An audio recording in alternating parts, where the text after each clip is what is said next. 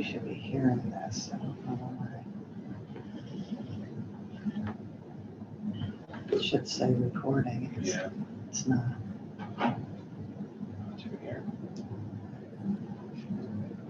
Well, the owl should have went on. Yeah. Is that set up as the audio source in Zoom? Yep. It's on. You're there. We can see you. Is it? Yeah, you're right there, right? You're in the screen. No. Can you hear us, Al? Yeah. I think you can, but you can hear now.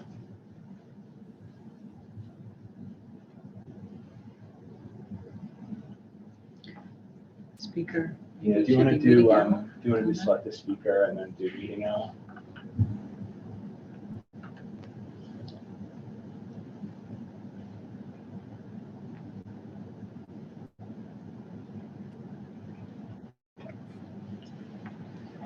Okay.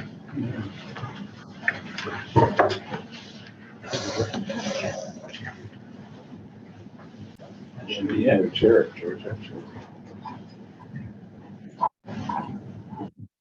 Okay. All right. I think we're out. Yep. Yeah. I think that was it. Okay.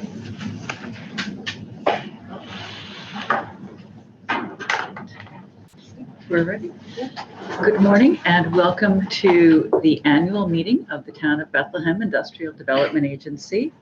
It's 5 past 8 a.m. on the morning of Wednesday, February 22nd, and I welcome members of the board. I will note that at the end of the annual meeting, which is an ordinary meeting, we will then conduct our February regular meeting. So everyone who is in the room and joining us online or watching after via Zoom, please feel free for our regular meeting as well.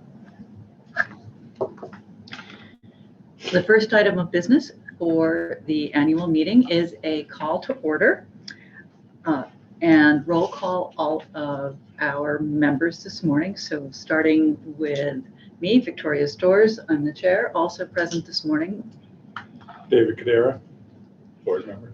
Victor Franco, board member. Georgette Tamari, board member. Richard Cottle, board member. I'm David Van Leuven, I'm the town supervisor. Kate Hedgeman, executive director on agency council. John Taylor, senior economic developer. we also have with us our special counsel. Joe Scott from Hudson Russ. Shannon Wagner from Hudson Russ. Welcome. I note that we have a quorum of members and open this meeting. I also do note that Ted Barbieri is unable to join us this morning, and he did let us know that he was unable. So at 8:07, I open the annual meeting. Our second order of business is the resolution approving the appointments and administrative matters for the IDA. We conduct this every year. And in this resolution, we confirm the officers and appointments. We confirm the staff and outside organizations that we engage to conduct our ordinary business. For example, our special counsel and the banks with which we transact business. So I'm going to ask Kate to take us briefly through that resolution. Okay, Georgette, you weren't at the governance committee meeting, so I'll give you this. Basically, you described it, Victoria. We're just doing the reappointments and reaffirming all the policies that are currently in place.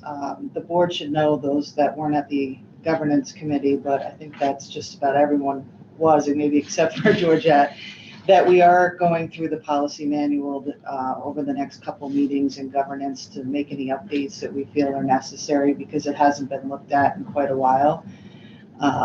So right now, we're just approving the policies as they stand and have stood for us for the past couple of years.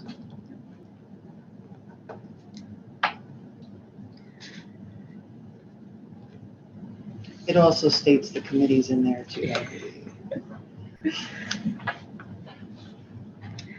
What I'd like to do, because we've had some changeover of committees and voted committee membership and officers last week, is very briefly review Schedule A on the agenda, and that's to the resolution making these appointments. Our officers are myself, Victoria Storrs, Chair, Dave Cadera, our Vice Chair. Dick Cotlow serves as Secretary and Treasurer.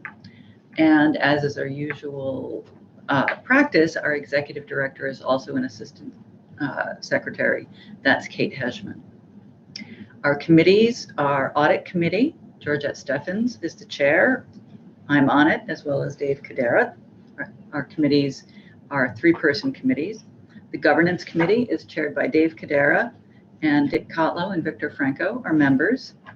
The Finance Committee is chaired by Dick Cotlow with Ted DeBarbieri and myself, Victoria Storrs, on that committee. We meet on the 4th Wednesday of each month here at Town Hall at 8 a.m. and we, as we have for more than 10 years, do webcast as well as inviting the public to all of our meetings. The Chief Executive Officer and staff are reappointed as follows in this resolution. Kate Hedgman, Esquire, Executive Director and Chief Executive Officer. Chief Financial Officer is Al Michaels. Our Senior Economic Developer is also in the Town Planning Department. That's John Taylor. Al Michaels, our CFO, is also our Contracting Officer. And our Freedom of Information Officer is Kate Hedgman. We continue to use the accounting agency of Cusack & Company CPAs of Latham, New York. Our agency counsel is Kate Hedgman, who is also our executive director, and our special counsel, especially if we were to issue bonds, is Hodgson and Russ, and they're present here. We also reappoint the 2 banks that we regularly do business with. That's M&T Bank and Trustco Bank, both of which are appointed under our regular financial policies in the handbook that Kate has prepared for members, and all of those policies continue to be on our website. Are there any questions about the appointments or other ordinary business reestablishing for another year? Hearing none, I will ask for a motion to approve the resolution making these appointments. Thank you, Georgette. Second. All in favor? Aye. Any opposed or abstaining? Okay. The resolution passes. Thank you. That comes to the end of our business for the annual meeting. I will accept a motion to adjourn. So, second. Victor and Dave, thank you. All in favor of adjourning the annual meeting? Aye. Any abstaining or opposed? Thank you. The annual meeting of the Bethlehem IDA is adjourned at 8:11 a.m. on Wednesday, the 22nd of February. As I noted, we now have the regular meeting as we do each 4th Wednesday. We are 3 minutes advance of opening the regular meeting. Is there anyone who needs to step out for a minute in between the meetings, or shall we move right in? What's the consensus? No one's moving yet. Okay. The first order of business for the regular meeting of the Bethlehem IDA is also a call to order. I would like to note that everyone who is present for the annual meeting is still here, and we continue to have a quorum of members. So I will open the February regular meeting at 8:12 a.m. on February 22nd here at Town Hall.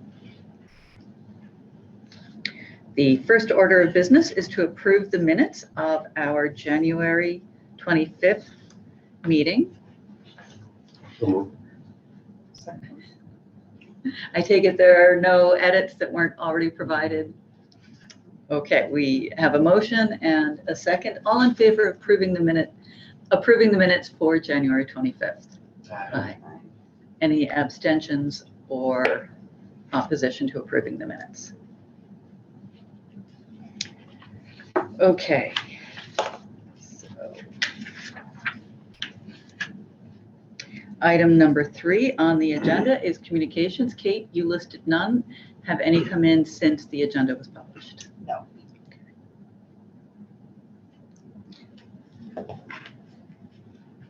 Item number 4, old business. I would like to ask John for the report of the senior economic developer. Sure. So yeah, just a couple things to run through. Everyone should be set with their IDA emails now. Happy to set up, if anyone has any issues, but those should be working now. It should be off and running with those.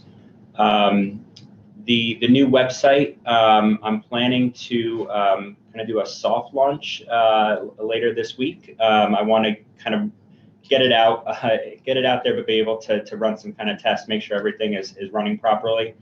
With the idea then that we could do, a press release and kind of a formal announcement the next couple weeks or so, but make sure everything is worked out before we do that. So that's moving forward. We have a couple of conferences coming up. I'll be attending with Victoria and Kate next week. The New York State Economic Development Council. This is their annual conference in downtown Albany, but it should be a good opportunity to engage with partners across the state. The team from Empire State Development. They have some interesting panels with site selectors and kind of what's happening in the market right now. So that's next week, and then at the end of March, I'll be attending with a regional delegation from the Capital Region. Some of our partners at Advanced Albany County Alliance, CEG, Empire State Development, but we'll be attending the IPF Offshore Wind Conference, and this is kind of the major wind conference. It's in Baltimore at the end of March, but again, that'll be it's really kind of focused on the supply chain. And so kind of suppliers, kind of up and down the supply chain will be attending that conference. And again, I think a really great opportunity for us to engage with companies, learn more about the industry opportunities. So that's at the end of March. The last piece, say just in terms of other town updates to be aware of. A couple weeks ago at the town board meeting, the town will be going forward with the design phase of the Delaware Avenue Complete Streets project. If you remember from a year and a half ago now, there's the referendum on the road diet. That project is back, but we are not looking at any lane reductions on Delaware Avenue. So, but we've had some great engagement with the business community to figure out how to use those funds that we still have available. So we are moving into the design phase of that project, and we'll have plenty of opportunities for community engagement on that. And then the other piece is that we are moving forward with the zoning update process. So coming out of the comprehensive plan, there were several obviously several recommendations about updates to the zoning code. The town has engaged a consultant to work with us on that process. So that'll be about a year-long process to go through that. But an exciting next step in that piece. So that's all I got for now. I've got a couple. Thank you. Yeah. First of all, as I mentioned to you earlier, I just wanted to thank you for a job well done on the emails. I mean, it's refreshing having a separate account for the emails, and it really makes, I think, in my opinion, as a board member, it makes it real easy to know when there's communications with respect to the Bethlehem IDA, and you can, it's not buried, and Yeah. So thank you for that. Sure. Everybody's all set with that? And okay, I just want to make sure, because I'm going to stop sending to personal emails. Going cold turkey here, so. Okay, we can finish your last step. I'm halfway Yeah. on there. Yes. Okay. Yeah. But I do check them. Let's do it at the end of this meeting. Yeah. And the second thing, and be careful what you wish for, I guess. But I just like to, as a Slingerlands resident, it's refreshing that we really don't even know that Plug Power is there. And I don't know how much they've geared up, but they've really geared up. It really is, and you probably heard this before, or else things I don't. But I haven't noticed any traffic at all related Yeah, I mean, they're definitely still ramping up. I mean, it's still early days. They still have a lot of staffing to do, so it's they're not really anywhere close to where they'll be at full. But yes, I think that's it's a good start, right? That's the case. And, I did get caught, I think, in what was the third shift with 4 cars coming around. right, yeah. At 11 PM. Yeah, But yeah. just saying, I was probably one of the only residents in the town that was out. but- Yeah, Madness. but they've been great so far. I mean, they've already. I was like, where's all this coming from, right? Yeah. It's ShopRite's closed. Yeah. All of them were stopped by the local police Yes. out after 9 Yes, o'clock. Right, yes, right. that's happened to me before. What's up? Nope, just checking. Yeah. One of their executives is already serving on the Bethlehem Chamber Board, so they're already plugged into the Bethlehem community here. So they've been a great partner so far. Yeah, and I would add to that, I've noticed at least one business in town has a sandwich board in front, inviting Plug Power employees in and offering discounts. That's great. So I hope to see more of that, and certainly more of the employees, not in their cars on the roads, but at our local businesses. No, I understand, but as a person who lives a Right. stone throw away, it's very That's nice right, not, Mhm. so it's.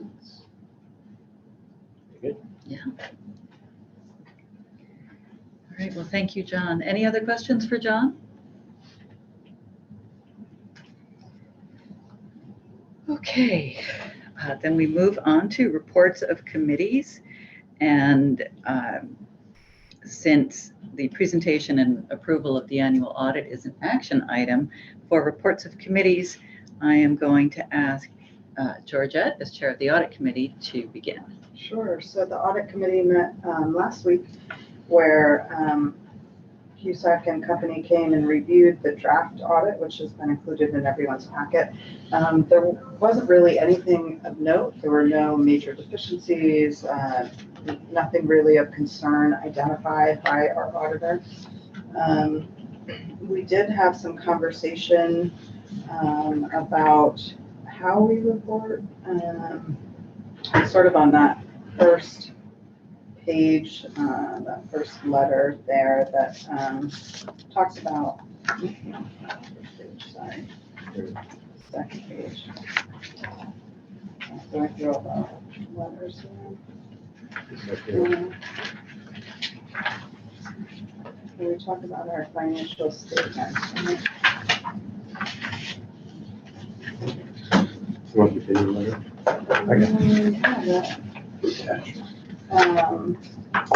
The opinion letter, there was nothing really identified. We talked about,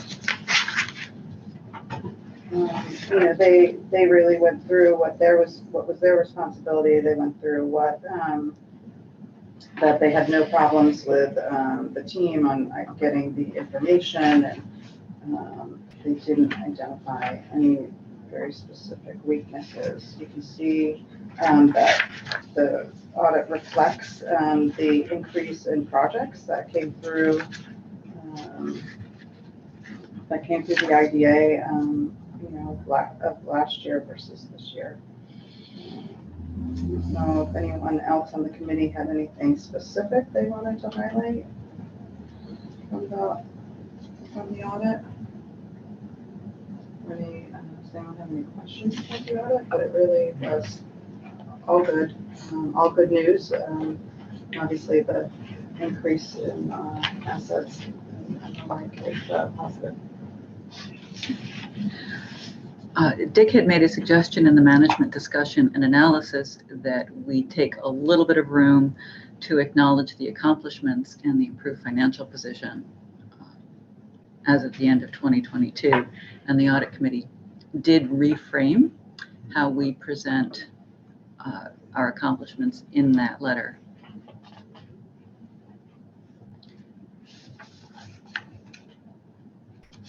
Yeah, I think that it just made it a more very clear, impactful statement of the work that the IDA is doing and having on the town.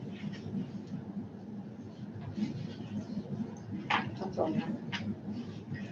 All right, I will then ask Dave to review the activity of the governance committee, which met this past Friday. Do we have to move that? We will, there's a resolution. Oh, well, Yeah. okay, I'm sorry. That's okay. Okay, yes, the governance committee met a few days ago and went through a number of items. Some of you were here for that meeting. Georgette, I'm going to share with you this. And if anyone else needs a copy of the summary results of the evaluation of the board, as we're required by statute, we are required to conduct a self-evaluation of the board. These are the results that were shared with the governance committee and with the other members today. As you can see, there is a strong agreement that the board is functioning well, that we're meeting our fiduciary and ethical and legal obligations.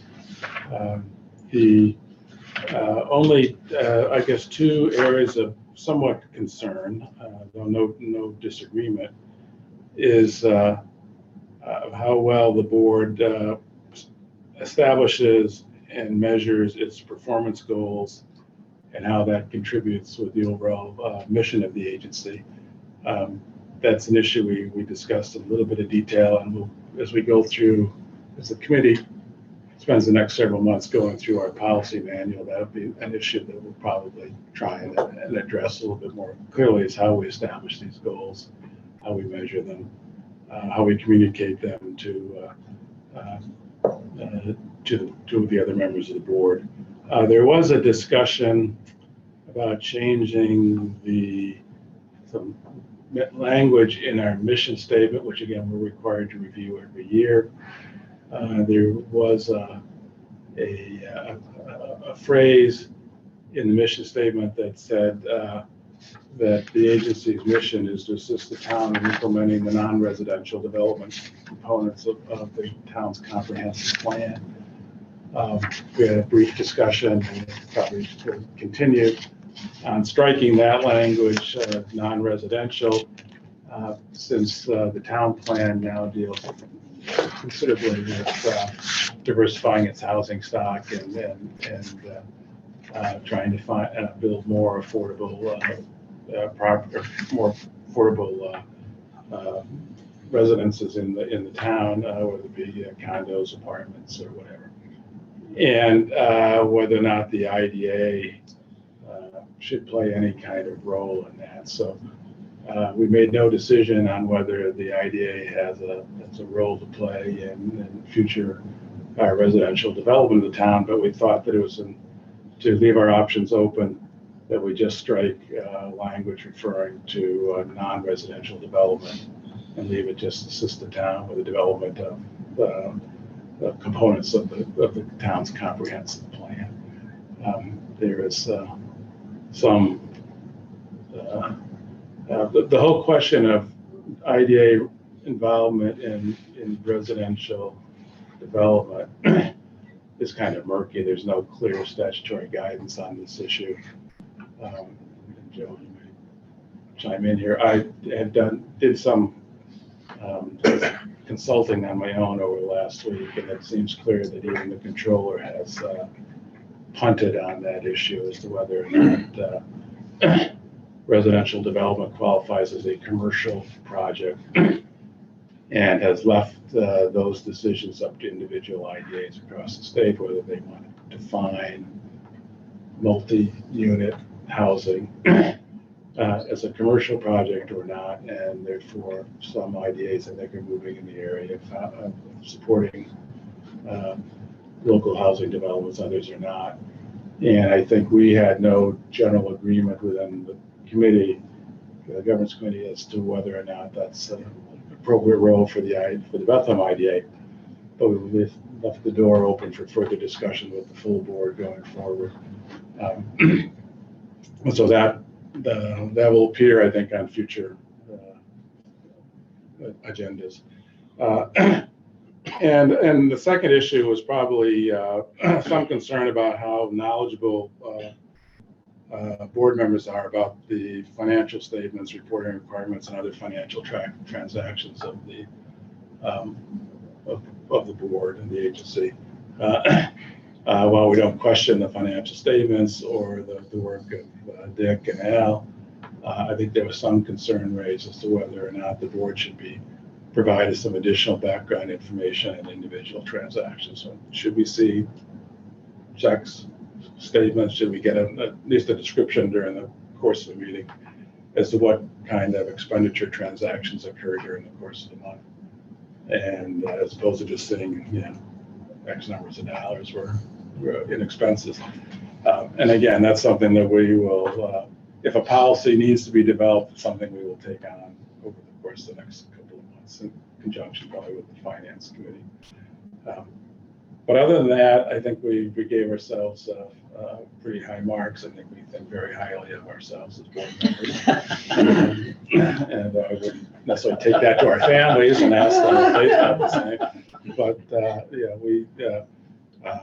so if anybody has any other questions, we're happy to answer them. But otherwise, I think we have to submit a summary of this document to the ABO as part of our Paris reporting. I have provided Kate with the same document that you all saw in summary form. So hopefully we'll do that at the end of March when we submit Paris. But if anybody has any specific questions or like to comment at all on anything we covered in the meeting, now's the time to do it. My only comment is if there is a board member that has a specific question on the financial aspect of anything, feel free to ask Al or me or Victoria or Kate. I think that if there's something not presented that somebody wants, I'd like to know, because it's easy to modify. I think with Al's work, it's refreshing to have an organization that's so current on their financial statements, so that anything you want, you can have. But Historically, there's 5 or less transactions a month. You know what I mean? There's Right. not a lot of check writing going on, and it's consistently the same thing. You have legal, you have financial, and you might have a conference. There's not a lot there. Yeah.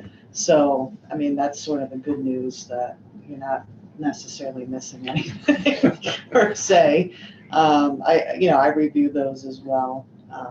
They come to me, they come to Al, and they come to Dick, and sometimes Victoria, depending upon what it is that needs to be approved. So, but as I mentioned, we will be going through all the policies this year. And one of the big things that came up in governance too was coming up with revisions to our procedure for accepting applications for projects and timelines for that, so we know what to expect and the public also knows what to expect. One of the questions John and I always get is how long? And, those of us that do the transactions, it's always hurry up, and then they take 6 months to submit it, and then they want it done in a month, and, that's a little crazy. So John and I sort of, when we take these calls, give them some benchmarks. It's probably more like a 4-month process if, there's information we need to gather, but we want to put that down in writing and amend the flow chart process in the policy as well. So we'll be looking at all of that, and it'll give the public, hopefully we'll put it on the website as well. Yeah. A better idea of what the process is and how long it takes and what the expectations are. Lately, I think I'm finding that the calls we take, some of them are first-time applicants for benefits, so they have no idea what the process is, what type of benefits there even are, and what we need is in the context of the application. And I know we want to look at the application as well, so more to come on that. And just from my perspective, as you all know, I think time is not of the essence when we doing it right. It's we've got to have the information to make our decisions and comply with everything. We have to. So I would just add one other point related to that. But we do, again, as part of the Paris reporting, we are required to submit both the mission statement, our assessment of internal controls, a statement on our accomplishments and objectives.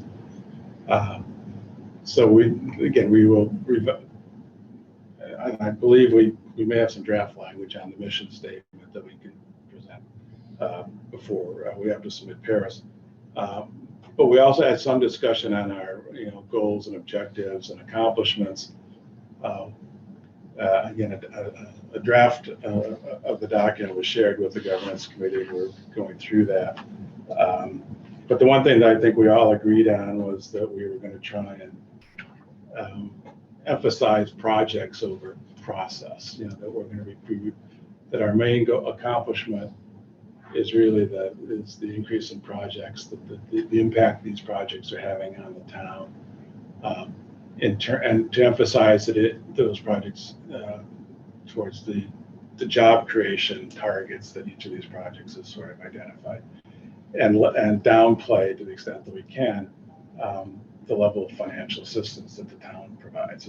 The level of financial assistance is secondary to the impact of the projects on the overall growth of the town and the impact on the town. And one of the ways you measure that is are the projects meeting the job targets that they promised at the time the project was approved for financial assistance. Again,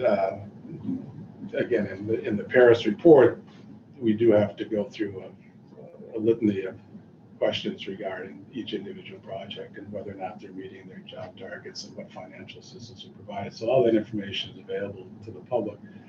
And I think we just need to do probably a better job monitoring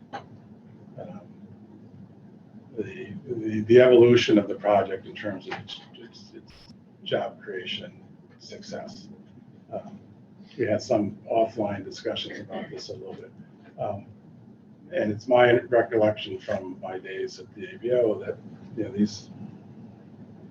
when a project applies and they state how many jobs they're creating, that is really a projection over the life of the project. And those projects could be 10 years, you know,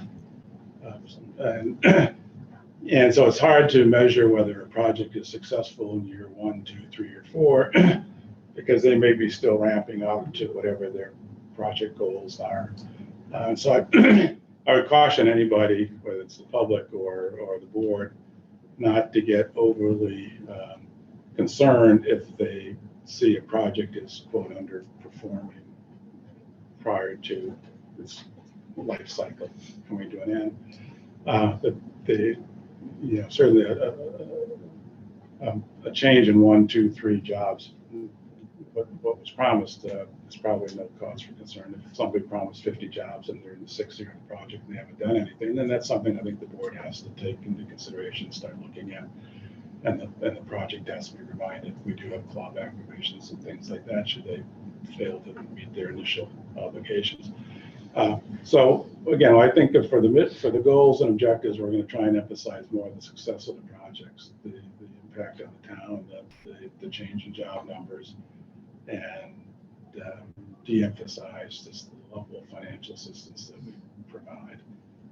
And then there are other process things we'll get into. But again, that's something that we will work on again over the course of the year when we deal with that document that we have to submit and what form it should actually take as part of Paris going forward. Comments? Okay. Just for one point of order, Joe, as you notice, Joe and Shannon are here. Mm-hmm. We discussed last night that they would come and they have a legislative update for us. So whenever you'd like to put that on the agenda, Victoria's fine, but I just thought I would mention that. At the end is fine, whatever you want to do. Well, this is what I would recommend. Let's take care of our 2 new business action items. We'll listen to the financial statement review that Al gives us every month and ask for a resolution approving the annual audit. And I do want to note, especially with Dave's discussion of the proposed clarification of the mission statement, we will be reviewing and approving the full Paris report, mission statement, and those other items at the March 22nd meeting. So you will have all of those documents in time to review them before we ask for a vote. So moving into new business, I will turn it over to Al to take us through the financial statements. Okay, you should have the financial statements for the month of January 2023.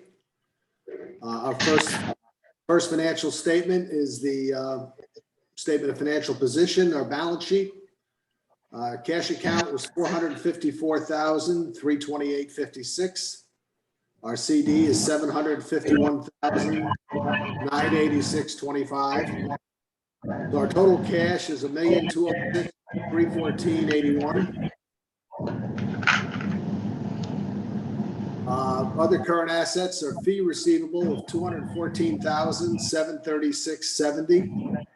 This represents the annual fees we bill out in January to our projects, and also the most recent quarterly PSEG reimbursement, which was for November, December, and January. We've since collected most of those fees. We also have prepaid expenses of $3,070.84. That represents our annual dues that we pay out in January, amortized over the year. So our total other current assets were $217,807.54, giving us total current assets and total assets of $1,424,122.35. Our liabilities, we had accrued expenses of $6,113.33. This represents 1 month of our fee for the town and the January service charge from the Hedgeman Law Firm for our legal and management services. So our total liabilities are $6,113.33, leaving us with net assets of $1,418,902. We go to our statement of revenue expenses. Our fee income is $136,958.35. That represents the annual fees per our agreements with the ongoing projects, and that's billed in January. And we also have the PSEG energy reimbursement of $38,166.98, which represents the portion of the 3 months that pertains to the 2023 year. Our total income is $175,125.33. Our expenses, contractual expenses, were $7,853.64, giving us total ordinary income of $167,271.69. And an interest income of $369.06, and our net is $167,640.75. And we compare that to budget. Something I've done a little differently this year. Our fee income for January compared to budget, I put the whole year-to-date budget in that January column because we recognize all the income for those annual fees in January. So we essentially were a little over what we budgeted, mainly because of the difference in one of the fees of a project that was closed late in the year. Our PSEG continues to be higher than expected due to the factors we're all aware of in the energy environment. So our total income is, there's a typo there. Our total income is above expected by $31,000. Our expenses are a little bit under, but that's just a matter of timing. We'll make up some of that in February when we have our audit fee. So our total income is for January is $46,000 above the expected. Are there any questions on the statement? Al, I would just note, and I'll send it to you, we have fees from the port, roughly $117,000 that I just got, so. Yeah. Everybody's usually sending the checks to the town, which is good. It's just, the invoice, they used to send them to my office. But I have no issue with going to the town. We probably just one more little check and balance along the way. So yeah, it keeps John busy. Yeah, John and I get the mail, and usually he'll give it to me, and I'll make sure that you get it. But yeah, I just wanted to let you know that that's coming. So. Good.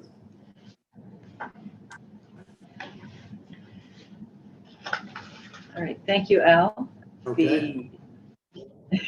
The next item under new business is the presentation and approval of the annual audit. Georgette discussed the audit in the audit committee meeting. Are there any questions before we move on to a resolution to approve and accept the audit? Okay, I will accept a motion to approve our annual audit. Thank you, Georgette. Second? Second. Thank you, Dick. All in favor of approving the annual audit by Cusack & Company? Aye. Aye.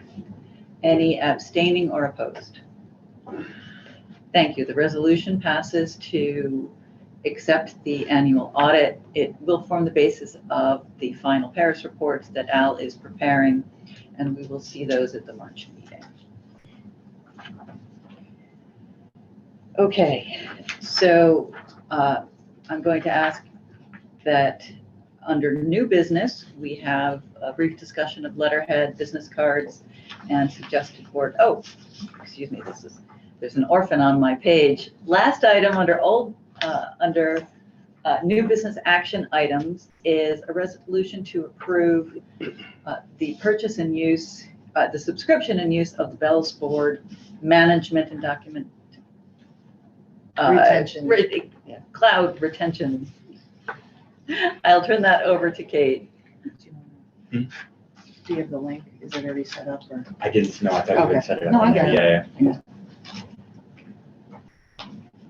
As Kate is setting that up, a little bit of the background. We've been communicating chiefly through email among board members and to board members, and this is becoming cumbersome as we become more active with projects, as we have more questions and thoughtfulness going into even our daily activities. And so Kate had spent some substantial amount of time looking for a communication and document management tool that was going to ease the administrative processes and lighten the burden of trying to keep track of all of those emails, even though we love our new addresses.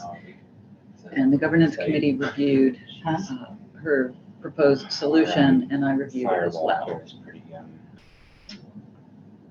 We might not be able to.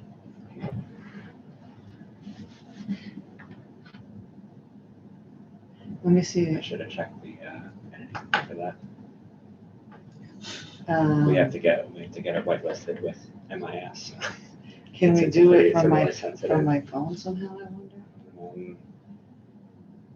not gonna be able to pull that up on the screen. I wonder if I run this off my phone instead of the town.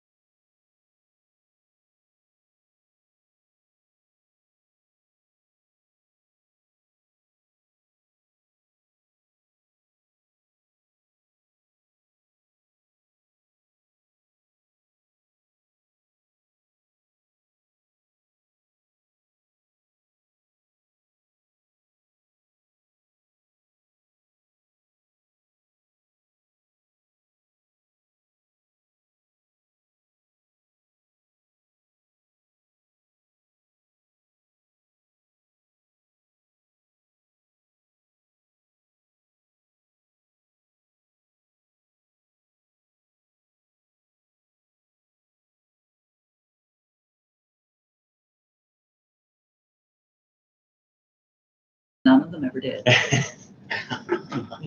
kept getting, let's meet. Yeah.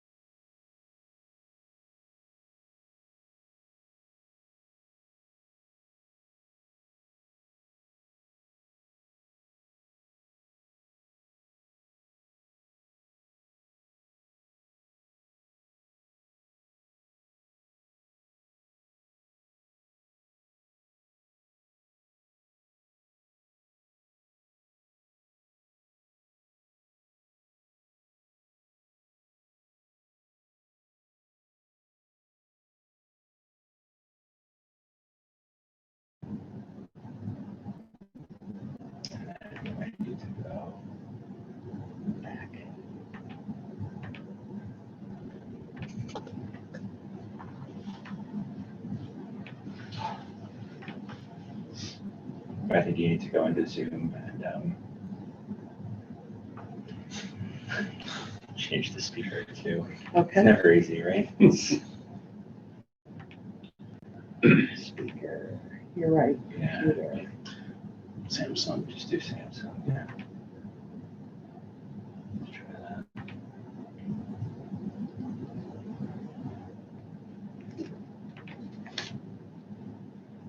that. Shoot. John, can you just do a voiceover for us? Right. Yeah. Yeah. I'll read her lips and. Just have a closed caption feature. So Kate, this is something that you use with your other boards? Yeah. Yeah. I wonder, I mean, even if you can just let it play, just so you can see the interface at least, and I then. think we, I think it's okay. I don't feel like I need to see the video. Well, the reason is I sent it out and I was asked to show it today. Yeah. So I don't even. Sure. no one really looked at it. What? So- I don't know what you're talking about. There's a tracking function. Yeah, so, Time's up. Oh, good. Yeah, I For older think- adults, that's good. I think based on the Schedule A of what's included and the cost and that's already budgeted for, and it's necessary. I don't have a problem. I can't navigate through the video, but, let me see if I can just have it play and you can see some of it. Yeah.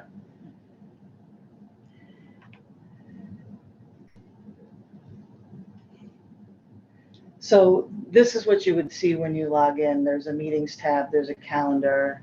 Documents would be all of our documents, committees, and then there's a profile for every board member. And there's also polling features. So if you wanted to put together, let's say, a meeting that you don't have on the schedule, and I needed 4 of you to tell me when you're available, I could set up that poll. People can respond to that. The internal calendar would also, if you wanted to pull that down to your, whatever you're using, your Google, your personal calendar, you can do that as well. Let's see. So anybody can go in and set up a meeting or request a meeting? Doesn't have to go through the administrator. So we each have our own login, is that? Yes. We'll get notified in email that there's something up there. Yeah, once I post something and I hit publish, like say a board agenda, you would get an email reminder that says the agenda's been posted. Does this negate the need for all of us to All maintain those, ones. records on our computers? Yes. So we can- That's why I'm I can trying to delete get you mine, off yeah. personal email. It's like Slack. Isn't it like Slack? Anybody do Slack? Same thing. So if we get a FOIL request, it's gonna come, everything should be on. Everything will be this, on here. As opposed to combing through our personal records. As long as you don't use your personal. Yes. You don't use Yes. your personal email. Right. Yeah. Oh, no, you're right. Like the question I had when we had the discussion is, once we load all the documents up there in the cloud, if we don't want to Yeah, use, pull that down. if we want That would be to great. move Yeah, to a yeah, different sure. platform, we can easily Transfer. take all the documents and. Usually, yeah, I mean, usually things like this, they would, whatever new system you went to, there's an export feature. We're not held hostage. No, That's. but with anything, it would take some work to, I'm really bummed because, It's like I'm held hostage from my dad. Didn't Because realize of how all bad my, that got there.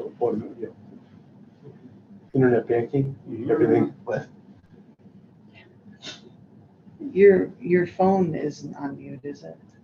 No, but you have to go Okay. back to you can just leave it on my phone. Okay. while we finish up. So, And well, then just change the speaker back to that. Yeah. to Georgette's point, let's, ask some questions. We're coming up on 9 o'clock. I do want to be respectful of time, and I really do want to hear from Hodgson Ross. So other questions about how this functions? I will point out, just reiterate what Kate told us. It will take a little while to get this up and running. And I- get used to it. I would like the board to vote so that if it's a yes vote, she can obtain it and we can have it in place going into the March meeting. The subscription is about $150 a month. We are not required to subscribe for an entire year. And while we do not expect that it won't function properly or well for us. If we did encounter some unexpected problems, we're not locked in for a long period of time. I'm happy to make a motion to approve. Second. All in favor of using Bell's board? Aye. Aye. Any opposed or abstaining?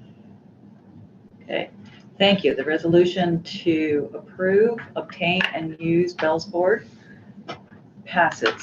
And I will say, especially for the public, we will still be maintaining our new website, and everything that will be required to be on the website is still going to be maintained there so that we're fully compliant. And that's our public facing. So we'll still be providing a lot of information, drawing people into the town and talking about the town's great economic development. Okay, thank you. Next order of business, inviting a legislative update.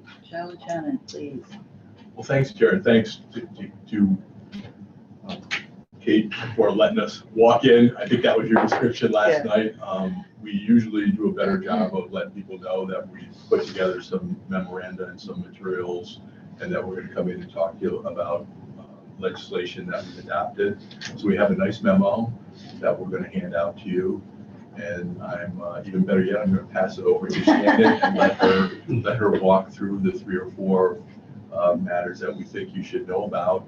And then, at the risk of sounding and being old school, we have hard copies of the legislation that was adopted. We certainly can send them to you electronically if you prefer. I mean, I've been amazed at the ability of John to move back and forth on the interfaces here. So with that, I'll This hasn't gone to the governor for signature, it's just been passed by both houses. No, these are new laws. Oh. These are new laws, so. This is like naming the deputy. Thank you. And what we try to do is break it out with each individual new law. And with that, I'm going to let you start off with item 1. Yes, so the memorandum, the memorandum or the client alert that we worked on, it focuses on 4 pieces of legislation. I'm going to focus on the first 3, which have all been enacted. 1 was enacted in December, and then 2 were enacted in January and February of this year. And then the last piece of legislation that is in the memorandum was proposed but was vetoed by the governor. So I won't spend much time on that. In the legislative materials that Joe will pass around, we also did include a proposed piece of legislation, which has not been brought to the governor yet, I don't believe, but it proposes to basically exclude school districts from pilot agreements. That hasn't been adopted yet, but we're monitoring it and we will keep you updated. The 3 pieces of legislation that I'll focus on today are what I've termed the pilot notification bill, a preliminary notice bill, and an assessment notification bill. So the first piece of legislation, the pilot notification bill, that went into effect on February 14th, so last week. It requires IDAs to send notice to all the taxing entities, so the county, the town, the school district, 2 years prior to the scheduled termination of a pilot agreement. So for example, if you have a pilot agreement that's scheduled to terminate on December 31st, 2025, you have to send notification to the county, the town, and the school district that it is scheduled to terminate by December 31st, 2023. The weird thing about the language in that legislation is it doesn't say at least, and it doesn't give you wiggle room. It just says 2 years before. So it's kind of weird to interpret that, but what we would recommend is just to try to get that notification out as close to the scheduled termination as possible. And thankfully, we already help you with all of your mailings and whatnot, so we'll help you keep on top of that. And we're working on sample communications to be sent out, which we can use and work with you in the future. Should you also get an acknowledgement of receipt? Well, what we've been doing is suggesting anything go out certified, registered, and that way you have good evidence that you sent it out. And what we've been doing, and actually Shannon coined the phrase fossil pilots, because the legislation is worded oddly. It doesn't say at least 2 years, it says 2 years. So if you have a pilot agreement that is scheduled to expire on December 15th, 2025, and another one that's slated to expire on December 31st, 2025, you have to send the letters out exactly 2 years in advance, or right, send them out in December. And what we've been talking to our clients about is just as part of your Paris, and annual reporting, that you look ahead 2 years of what you have by way of pilots expiring, and then get the letters out. The other interesting thing that Shannon highlighted was the legislation was adopted in January, or made effective January. Yeah. So you have pilot agreements that are expiring this year. Well, how can you give 2 years notice on that? And so we've called those fossil pilots, and do the best you can. Get the letter out, and again, evidence, as your point, Dick, send it certified, send it registered, so that you have evidence that you sent it out. I can understand it from a policy standpoint, because what it does is tip off the municipality that property is going to go back on the tax rolls, and they should be monitoring that on their own. Right. But it's another instance of state government imposing a burden on the IDA for administration, which arguably should be handled by someone else. But anyway, that's how we've been coordinating with our IDA clients on what to do with respect to that. Yes, so Is there any format that it has to follow? Or just that your pilot is expiring? Well, we have some model language that we're happy to share with Kate and John. Sure. yes, so we can send out the model language, as Joe said, and we will work with Kate and John to send out the notification about the fossil pilot agreements. As Joe said, it's impossible to send out 2 years notification for any pilots that are going to be terminating in 2023 and 2024, but we think to demonstrate, an understanding of the spirit of the legislation, it'll be helpful to send out a notification of those ahead of time. The one other thing to note for this piece of legislation is, in the event that a pilot terminates early, you have to send out a notification immediately that pilot has been terminated. So, if the company requests that it be terminated, or if the IDA elects to terminate, you just have to remember to send out that notification, and, we'll help you monitor that as well. Any assessor comments? Yeah, our form that we developed sends notice to the county, the town, the school district, and the local assessor. Any questions on that one? So the next piece of legislation is what we've termed the preliminary notice bill. So that legislation deals with the resolutions that you would adopt under 859A1, or any deviations from your uniform tax exemption policy. So the first portion of that is basically it's your public hearing resolution. So it's your resolution that you adopt, scheduling your public hearing, describing the project, etc. The new piece of legislation requires that resolution to be sent to the taxing entities, certified mail and return receipt requested. One of the discussions we had in our office was whether you could just send the public hearing resolution along with the public hearing notice, which you're already required to send 10 days before your public hearing. The legislation doesn't speak to that point, but we think that the purpose of this is to have extra transparency from your board to the taxing entities. So we're taking the position that public hearing resolution should be sent separately from the public hearing notice. So going forward, when you adopt a public hearing resolution, we'll work with Kate to send out the public hearing resolution, and then once that public hearing is scheduled, we'll still work with you guys to send out the public hearing notice separately, publish it in the newspaper, etc. But that's just going to add one extra mailing to the list, and again, that'll be sent certified mail, return receipt requested, so you'll have a record that it was mailed and when it was received, and etc. God bless you. The only thing I'll add to that was, if you go to page 2 of the memorandum, at the very bottom is the general explanation of the preliminary notice bill that Shannon is talking about. What I found somewhat interesting is that with respect to notices to the school district, it goes to the superintendent and the board president. The statute specifies that. I just add that for additional color to what. But again, we spent some time thinking internally, because when you hold a public hearing on a project, we and/or Kate send out a specific mailing of that notice to each of the affected taxing jurisdictions, the chief elected official in each of those affected taxing jurisdictions. So they get a notice in the mail. They don't have to be combing the legal notice section of the Times Union to see if the IDA is holding a public hearing on a particular project. So we debated internally about whether sending that notice out and the approval at the same time would satisfy the statute. But I think what clearly seems to be the case here is increased transparency, increased notice.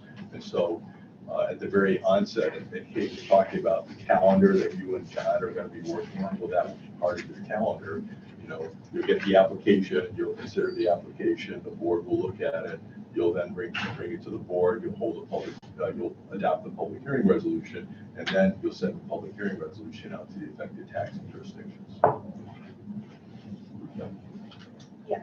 And the good thing about Joe's point about the school districts with the board president and the superintendent, typically when we handle mailings, we do that as a matter of course anyway. So it won't affect, our processes too much, but it is good to know. The other portion of this legislation is the deviations from uniform tax exemption policy.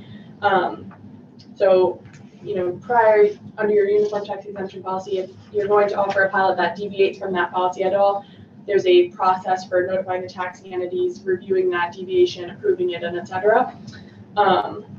You are already required to send a notice to the taxing entities notifying them that you might be deviating from the policy.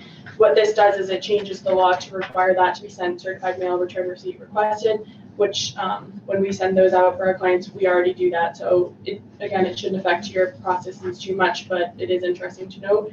And this legislation went into effect January 1st of this year. So going forward, any public hearing resolutions that you adopt or any deviations from your UTEP, we'll work with you to send that information out. Any questions? It's the agency's responsibility to make sure they get that receipt back. I mean, just sending it out certified mail. I mean, we have an obligation to make sure we get it back. That's a good question, Dick. We typically monitor it. We monitor it in every case. I would probably start to sweat a little bit. So it goes to you, not to us? If we send it out, it comes back to us. If you send it out, it comes back. So it's your to you. responsibility. Yeah. Generally, the law is, and I only know this because I used to litigate, if it doesn't come back, then you got a problem. It's usually regular mail. If you send it and it doesn't come back, then you're good. But with the registered and certified mail, if you don't have that return receipt, the courts construe that as, at least in the context of litigation, as not received. We'll follow up on that. Yeah, because the statute clearly says certified mail return receipt requested. I guess the issue is the one that you're raising. If you send it out with a green card and the green card never comes back, what do you do?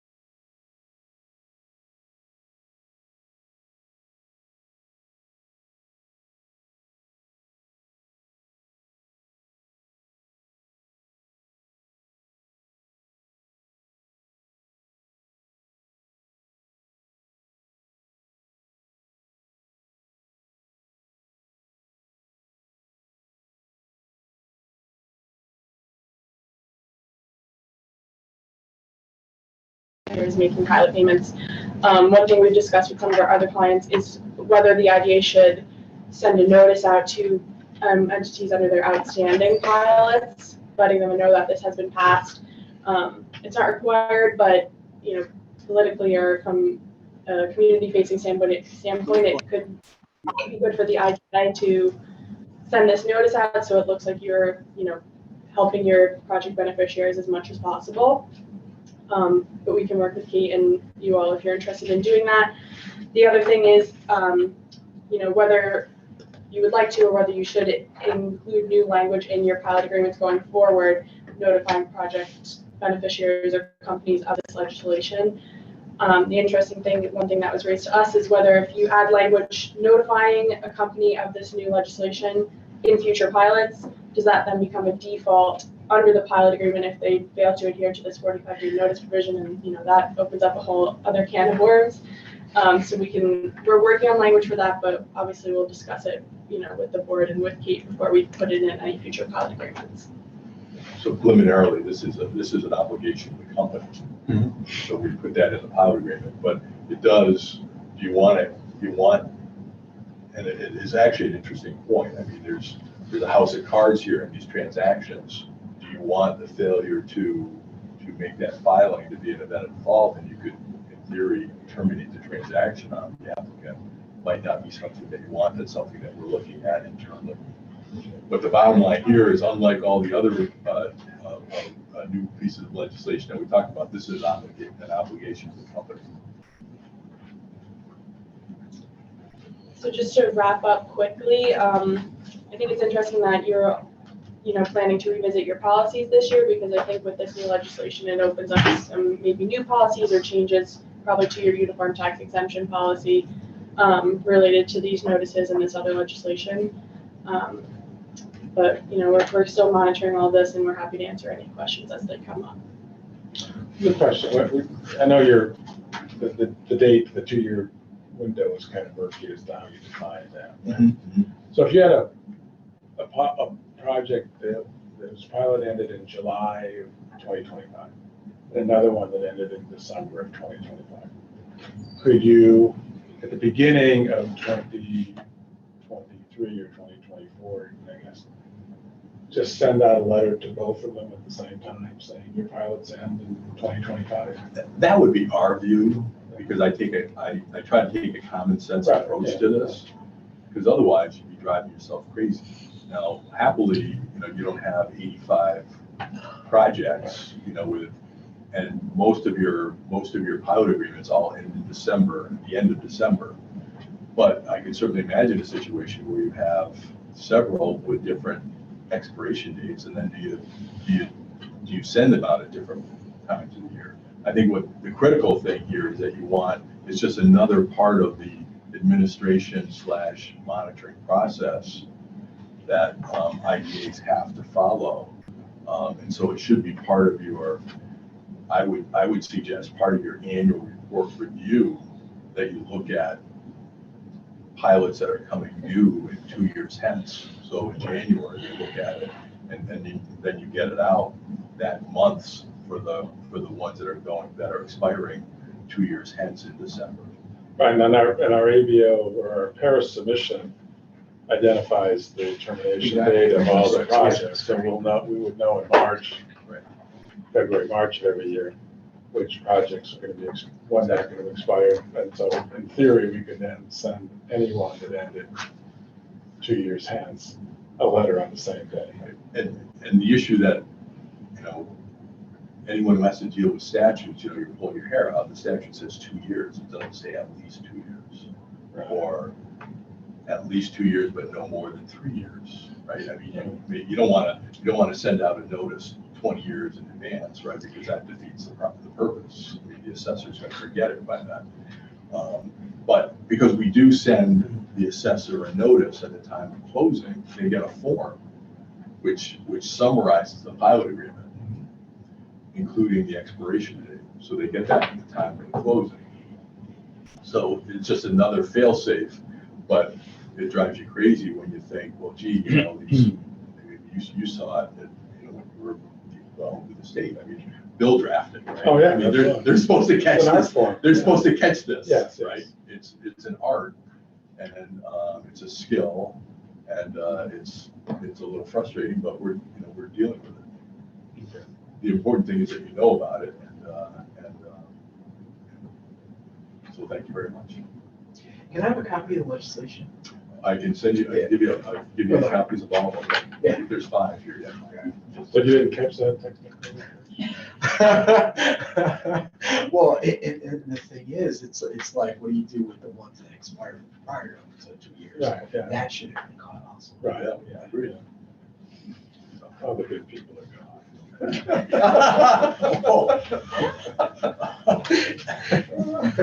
It's great. I mean, where's the town, the taxing jurisdiction's personal responsibility, right? Like, I track every pilot, in my, or challenge, assess, challenge, I mean, that's crazy. Well, 5 years ago, 10 years ago, the state imposed a recapture obligation on IDAs with respect to sales tax. I mean, are you kidding me? Right. And we've had companies that have violated their sales tax requirements.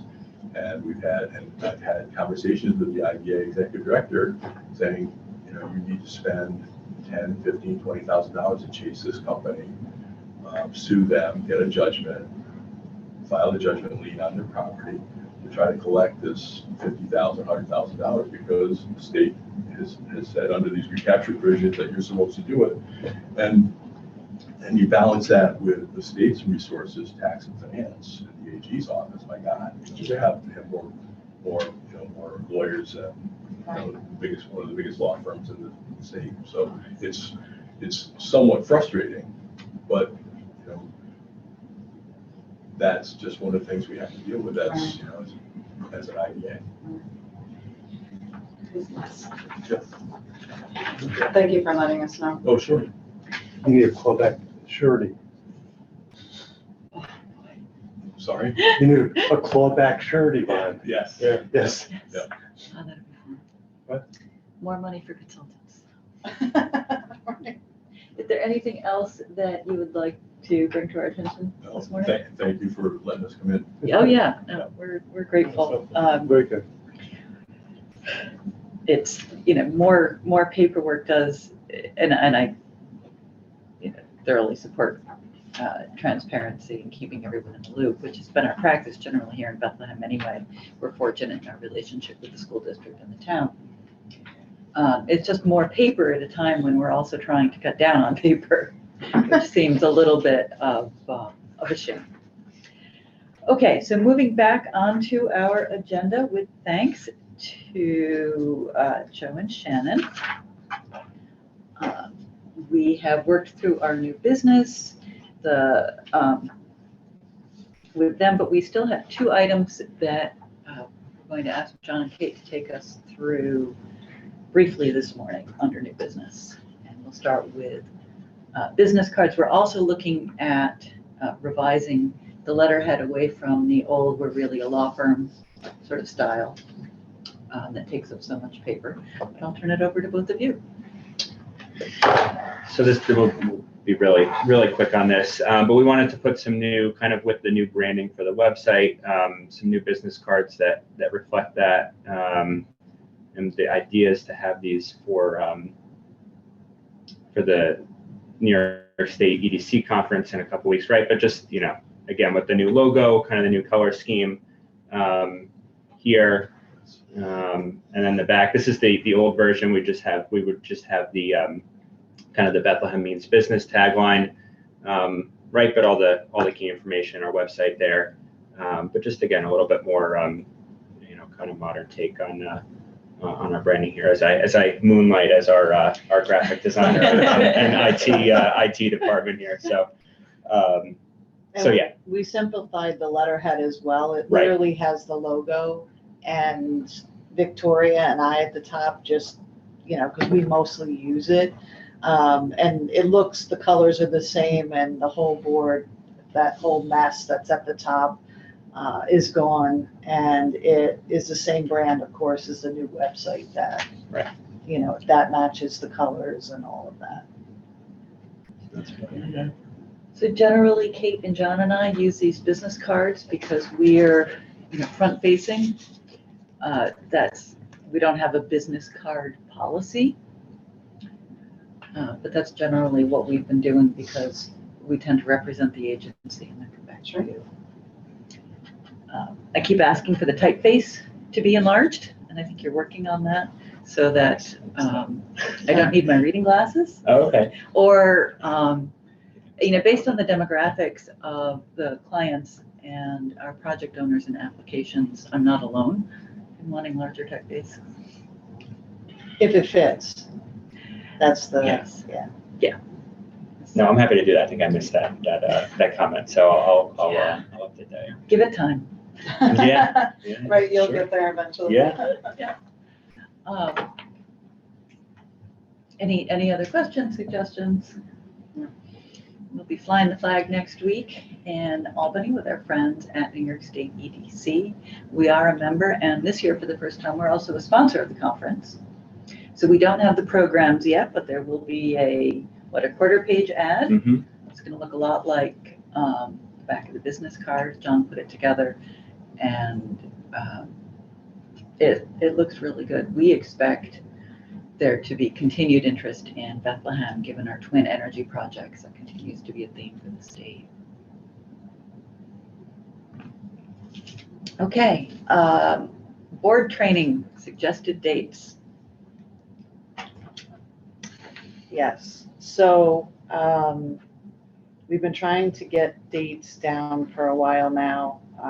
We talk about it, we leave, we don't have a solution. So I'm happy to do whatever you want, half day, couple hours, but it's really up to you to tell me when you want to do it. As you know, you have an ongoing obligation to continue your training past the Paris training. Usually, sometimes Joe and I team on this. It depends, but I think based upon the number of new members that we have as well, going through at least my portion of it and all the laws that touch on IDAs, from public officers law to FOIL to fiduciary duties, we really should do something like that.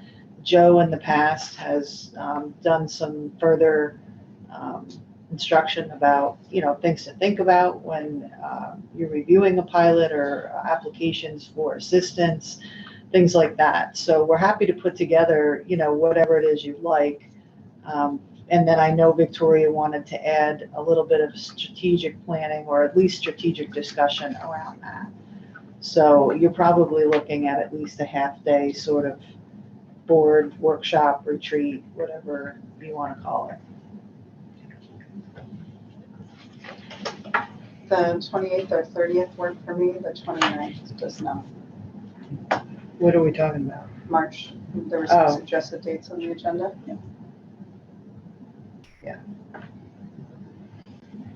Those are fine with me too. Not to be a fly in the ointment, but is there any way to either push this to the beginning part of April, or to have like a standalone? Because that is like the worst possible work week for me. I mean, you're expecting on time, but The 29th doesn't work for me. In March. If we look at, talking about maybe April 4th, 5th, or 6th for next week. I'm gone almost the entire month of April. And when I say gone, I'm at conferences / vacations / so it, if you have to push it, we would be looking at May. That gets, especially with what Dave shared about the kind of learning that we're going to be doing together in the governance. May is too late. We really want to do this. I'm content pushing it earlier into March if, Kate, you can be ready with that rather than delay. Does that ease your schedule, Victor? Slightly, yes. I can't make it from the 16th through the 27th. So. Week of March 6th. Because if I'm the only person that can't make that week, I don't want to derail. Right, but you're new, so that's the whole point. I No argument there. Yeah. We can work this, I got a lot of things going on, but I have to know, I have to look at my paper calendar. I just knew I'm not 29th, I got other places. But To March 9th. It's the only day that we could.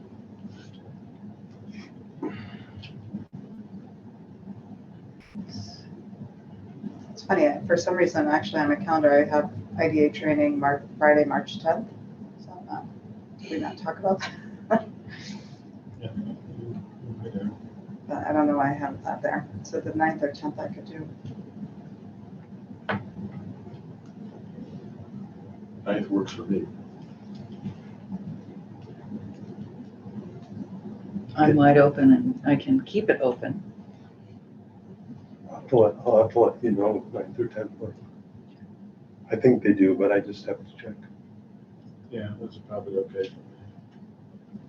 And what time? That depends.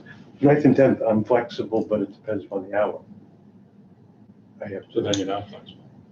okay. I hate to say You're right. this, and I know that this is an issue, but Ted really needs to be there as well. Yeah. He's not here today, Mhm. so I think you're gonna have to, I'm gonna send out a doodle poll or something. yeah, For the 9th and 10th?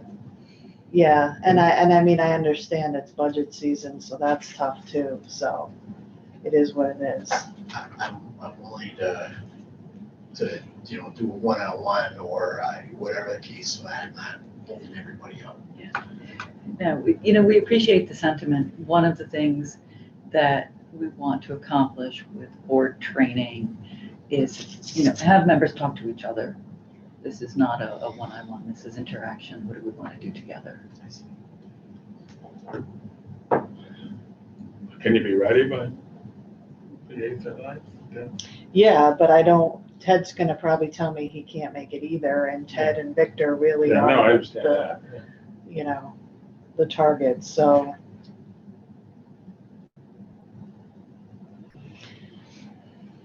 Probably May at this point, I would think. So, right, the April 20, sometimes we cancel the April meeting, but there's like conflicts to go beyond that, hours in April. That's the one I'm not even gonna be here. Right. So,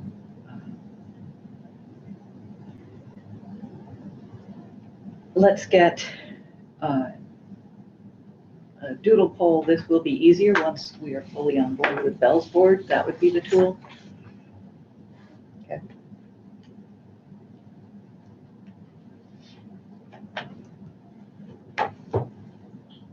Given scheduling constraints, it's a little bit of a back and forth. One question that I would ask members to think about is, would it be easier to do a 2-hour session and then, 3 weeks later, another 2-hour session, or try to go for 4, given the constraints we have on our time?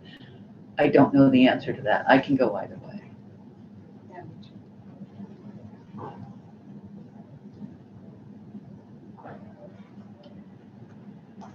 Probably Okay. easier to get one date than 2 dates. It doesn't bother me, well, just, I don't have the longest attention span in the world. But I'm Depends fine. on what it is. Yes. I'm fine with one, I'm fine with two. Okay. So we're going to do some work on that. So please pay attention to emails taking us to So March is online out. polling tool. Sometime in March. What? Sometime in May now. Does Ted have graduations that we're about from the law school? Well, I was thinking early May, like the first week. Yep. That's good. So in between now and then, and I'll repeat this at our March 22nd meeting, EDC is holding its semi-annual IDA Academy, which is a training program for board members and staff. If you haven't yet taken the fiduciary duty, and I know it was suspended for a while, you can earn that credit. It's about 2/3 of the day. John, we sent you What, in the fall, yeah. in the November. fall.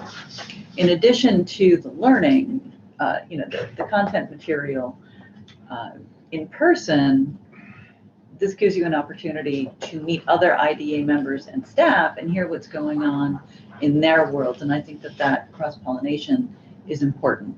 April 11th is the next one, and it is in Hyde Park at the Culinary Institute.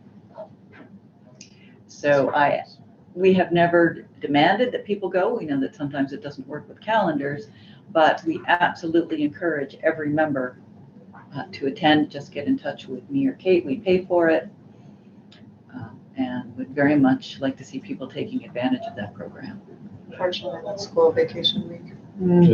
They just don't I'm think not going if I about don't. that. Yeah. What did you say? He's Can we like, get he's him not one going business if he doesn't have card? a business card. I'm willing. We don't want you to have this. They won't be doing that again until the fall. Just, Madam Chair, I just think for our new members, and correct me if I'm wrong, the importance of attendance, the March meeting to approve the Paris report. Yeah. Mhm. We need a quorum. Oh, yes. Yeah, that one works for me. Yeah. That's not gonna be a problem. I'm glad to hear that. Okay. Ooh, maybe we should tack on an hour for preliminary training. Then you gotta. Oh, I'm gonna get you. then you- If I have to tack a half hour on to every meeting for the next 2 years, that's. Yeah. But then training is on, is live? No, you can end the meeting and. Well, Yeah, you end the meeting. Yeah. Yeah, what we want to accomplish with the training is the interaction and the ideas. Okay, last item to mention, the IDA continues to have a vacancy on our board.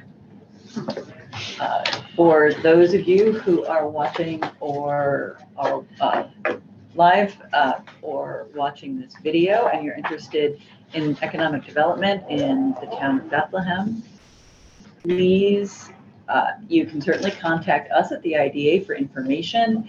We would then pass that along, or you could apply directly to the town board. The town board makes all appointments.